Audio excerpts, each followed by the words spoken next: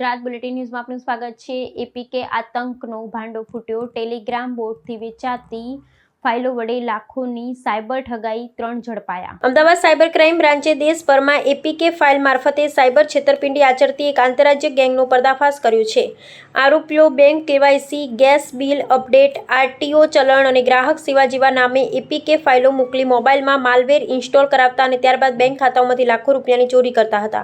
પોલીસે આ મામલે 3 આરોપીઓની ધરપકડ કરી છે। સમગ્ર કેસની શરૂઆત અમદાવાદના હાંસોલ વિસ્તારમાં રહેતા નરેશ શબનાનીની ફરિયાદથી થઈ હતી। ફરિયાદીને સાબરમતી ગેસ લિમિટેડના નામે વોટ્સએપ મેસેજ મોકલી bill update APK file download કરવા કહેવામાં આવ્યું હતું। એપીકે ફાઇલ ડાઉનલોડ થતાં જ આરોપીઓએ મોબાઈલનું રિમોટ એક્સેસ મેળવી લીધો અને વિવિધ ઓનલાઈન ટ્રાન્ઝેક્શનો મારફતે રૂપિયા 6.68 લાખથી વધુની રકમ ઉપાડી લીધી હતી।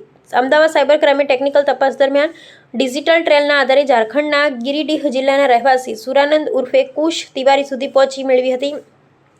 તપાસમાં ખુલાસો થયો કે આરોપી ટેલિગ્રામ પર ખાસ બોટ તૈયાર કર્યો હતો, જેમાં SBI KYC, SBI reward, RTO, BOB, BOI, Union Bank, Yes Bank, credit card update અને બિલ અપડેટ જેવા નામોથી એપીકે ફાઇલો વેચવામાં આવતી હતી। પોલીસે કોલકાતા સહિત વિવિધ સ્થળોએ દરોડા પાડી મુખ્ય આરોપી સુરાનંદ ઉર્ફે કુશ તિવારી, વિકાસ દાસ અને સીતારામ મંડળની ધરપકડ કરી હતી। પ્રાથમિક તપાસમાં સામે આવ્યું છે કે આરોપીઓએ દેશભરના 400થી વધુ ગ્રાહકોને આવી એપીકે ફાઇલો વેચી હતી। સાયબર ક્રાઇમ વિભાગે લોકોને અજાણી એપીકે ફાઇલો ડાઉનલોડ ન કરવા, કેવાયસી કે બિલ અપડેટ માટે માત્ર સત્તાવાર એપ અથવા વેબસાઇટનો જ ઉપયોગ કરવા અને કોઈ શંકાસ્પદ મેસેજ મળે તો તરત જ 1930 હેલ્પલાઇન અથવા નજીકના સાયબર પોલીસ સ્ટેશનનો સંપર્ક કરવા અપીલ કરી છે।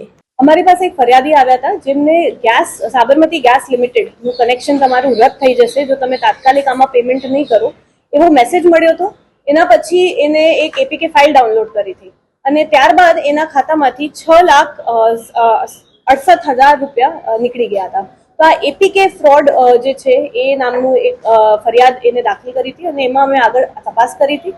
તપાસ કર્યા પછી અમને ખૂબ સફળતા મળી છે, કારણ કે જે મુખ્ય આરોપી છે, જે એપીકે ડેવલપર છે, એને અમે પકડી પાડ્યા છે। એની સાથે સાથે અમે 2 અન્ય આરોપીઓને પણ પકડ્યા છે, જે આ ત્રણેય આરોપી ઝારખંડના જામતારા બેલ્ટથી છે, ગિરિડીહ ત્યાંથી છે અને જે મુખ્ય આરોપી છે પૂર્ણાનંદ મુકેશ તિવારી, એને અમે ચાલુ ટ્રેનમાં બેંગોલથી પકડ્યા છે।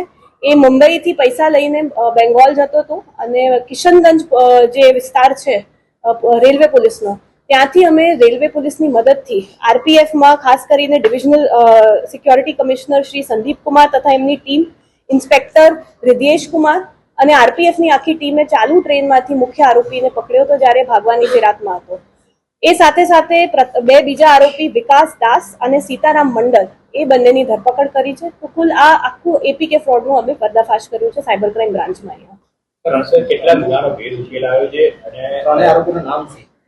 જે પ્રથમ આરોપી છે, જે મુખ્ય આરોપી છે, એ પૂર્ણાનંદ તિવારી છે। એ ઝારખંડથી છે, ગિરિડીહથી છે। એનું કામ હતું કે આ એપીકે ડેવલપ કરતો હતો, તે સાથે સાથે ટેલિગ્રામમાં બોટ પણ ડેવલપ કરતો હતો અને આમાં અમને જે બોટના જે ખાસ મિસયુઝ છે એનું પણ પર્દાફાશ થયું છે।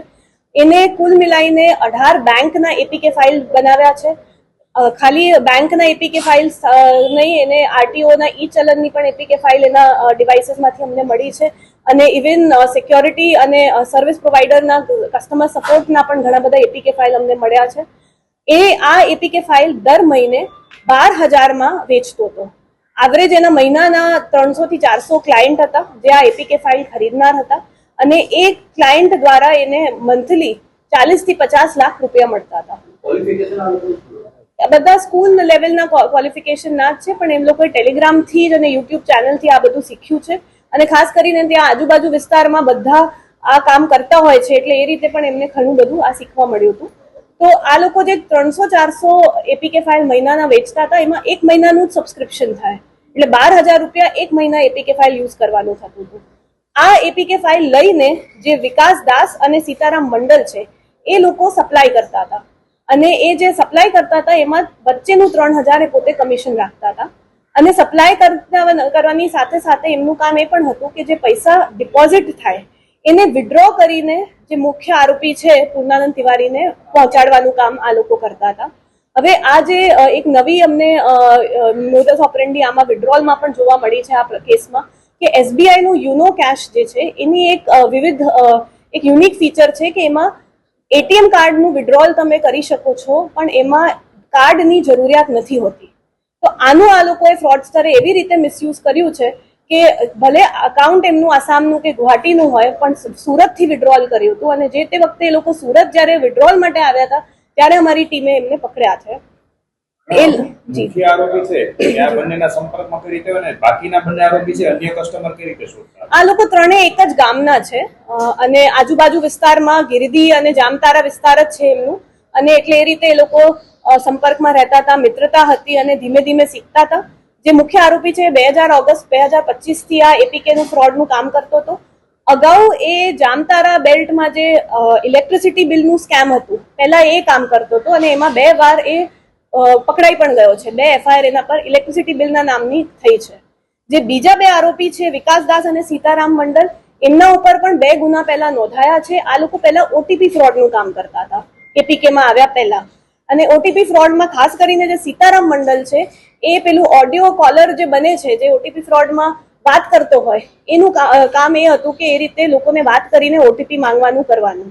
એટલે ત્રણેયનું પૂર્વ ઇતિહાસ પણ સાયબર ફ્રોડથી જોડાયેલો છે, પણ બધા પહેલા એપીકે નું નહોતા કરતા ને 2025 થી એ લોકો એપીકે નું કામ ચાલુ કર્યું હતું. આપણે ટોટલ અહીંયા અમદાવાદ સિટીમાં જ 12 જેટલી સીઆરપી પર કમ્પ્લેન છે. 5 એફઆઈઆર અમે અમદાવાદ સાયબર ક્રાઇમ બ્રાન્ચમાં એપીકે ફ્રોડની આના વિરુદ્ધ દાખલ થઈ છે, અને 17 લાખથી ઉપર એપીકે ફાઇલનું ફ્રોડની રકમ છે જે અમદાવાદ સિટીની છે. એના સિવાય અન્ય રાજ્યોમાં પણ અનેક એફઆઈઆર છે જેની આગળ અમે તપાસ કરી રહ્યા છીએ. બંને જે બીજા આરોપીઓ રહ્યા એ બંને વિકાસ અને સીતારામ એ બંનેને ખાલી 3000 મળતા કે એના સિવાય એમને પોતાના કોઈ ટાર્ગેટ કાસ્ટમરો ભૂતી ટાર્ગેટ કરતા અને રૂપિયા પડાવતા? એમને કમિશન 3000 નું જ મળતું હતું, પણ દર મહિને આ મહિનાનું સબસ્ક્રિપ્શન હતું અને દર મહિને 300-400 લોકોને વેચતા હતા, અને પછી એ 300-400 લોકો અન્ય બીજા 1000-1500-12000 જેટલા લોકોને વેચતા હોય. એટલે આખું ચેન રિએક્શન ટાઈપનું છે. એક એપીકે ફાઇલની રીચ ઓછામાં ઓછી 8-10 હજાર લોકો સુધી પહોંચતી હોય, અને એક પછી એક આ લોકો ખરીદીને પછી એક વચ્ચેના બધા લોકો પાસેથી થોડું થોડું કમિશન લેતા હતા.